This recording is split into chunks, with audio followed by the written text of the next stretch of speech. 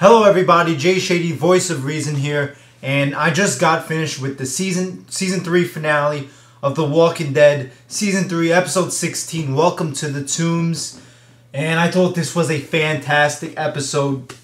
I love this thing, just really set it up great for season 4, I believe. Now, I'm guessing, I'm not sure what everybody's consensus is, the general consensus, but I'm guessing that, average people, average-minded people who just are spoon-fed these generic TV shows, they're probably not going to like this season finale because it didn't have a bunch of explosions, a bunch of deaths, a bunch of action, the way that they're used to seeing TV finales end up, which is the reason why I love this finale so much. It didn't wrap everything up in a nice little bow and end the season 3 storyline right there. It's going to continue into season 4, and I love that about this episode. It wasn't your generic story arc that you get from every season, from every TV show. This went against the convention, and I'm glad it did that. Basically what happened in this episode, the governor tells Milton to kill Andrea. The governor's beating up Milton in a room, and he tells him he has to kill Andrea. Andrea decides to try to kill the governor, but the governor kills him, and he says it's either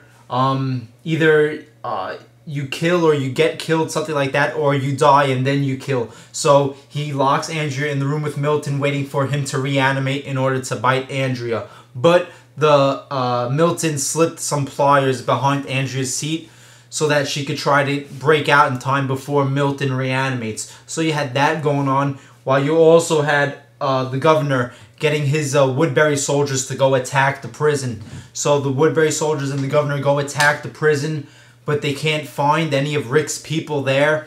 And then all of a sudden they get ambushed by Rick's people all standing at certain posts. Rick's people start gunning down some of the Woodbury people.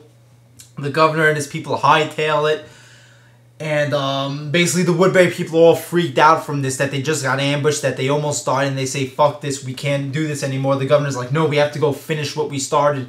And since they all deny going back to the prison, he shoots pretty much everybody from Woodbury down, everybody from Woodbury that came along with him, except for Martinez and one other guy, the black guy that's his right-hand man. So the governor goes absolutely apeshit. There's a woman, Karen, who survives. She hides. She makes believe she fell dead from the gunshots, but she didn't. And then the governor, Martinez, and the black guy, they get in a car and they drive somewhere. Who knows where? Probably plotting when to attack the prison next. The prisoners are all happy that they defended the prison gang. And they decide to go after Woodbury to just finish the war right now. So Rick, Daryl, and one other person I forgot. Rick, Daryl, and somebody else, I believe, go to attack Woodbury, and they find that Karen, the survivor from Woodbury, and she tells them that the governor just killed them all. She brings them to Woodbury. Tyrese, who stayed, who didn't want to get involved with killing the prison gang, he stayed behind and stayed on watch. And then basically Rick and Tyrese meet up. They realize that they're not killers, that they're not going to kill each other, that they're on the same side. And Rick brings all the good survivors from Woodbury along to the prison. So the prison gang now has a lot more people to deal with. How's that going to work? Are these people actually going to last? Because you have I don't know, 15, 20 new people that Rick just brought in. You also had a point where Carl shoots down, what that kid's name, I forgot what that fucking kid's name was. He was with Tyrese, Sasha, the annoying white guy, and the white guy that had a son. Yeah, Carl shoots him down. So Herschel starts worrying. Herschel and Rick start worrying that Carl might be getting really cold. And then basically the big thing here, Andrea frees herself right before Milton comes after her. But it's found out that when Rick and it was Rick, Michonne, and Daryl, when they go to Woodbury, they find out that Andrea has been bitten already, and that she's just waiting to reanimate. Michonne's crying in tears. This was a very emotional scene. As many people, it's like not even shocking anymore. I mean, it is, but it's like you're expecting people to die with this show because people die on a constant basis on the show.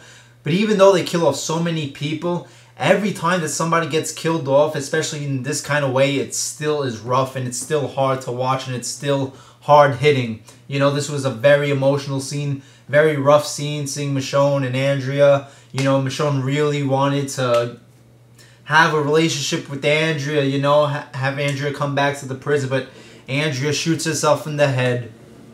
So that's the end of her story. And basically the episode ends with Rick bringing all the Woodbury people to the prison. So there it is, you know.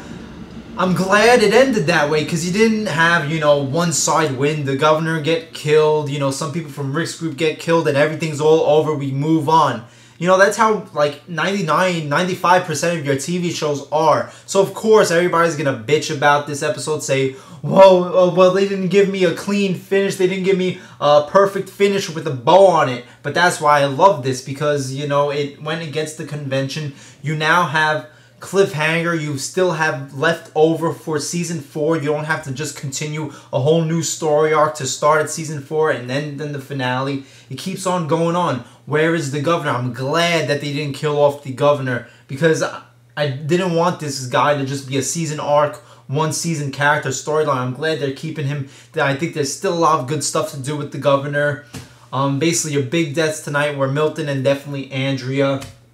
I was expecting maybe a couple more deaths, but, you know, shit's going to continue. I'm sure you're going to get more deaths from the season 4 premiere. So, you know, this was great. This was fantastic. Great setup for the next season, and I can't wait to see what happens. October's way too fucking far away. There's my review for Walking Dead, the season 3 finale. I thought it was fantastic. Let me know what you thought. You know, let me know if you're pissed that the story arc didn't end perfectly in this season finale, like I'm sure a bunch of other people are going to be. But, you know, if you're somebody that likes unconventional stuff that isn't always wrapped up perfectly with the bow on it, let me know, because that's the kind of TV and movies and all that stuff that I like. Okay, there's my review. I'm Jay Shady, the voice of reason. Like, comment, subscribe, and I'll see you later.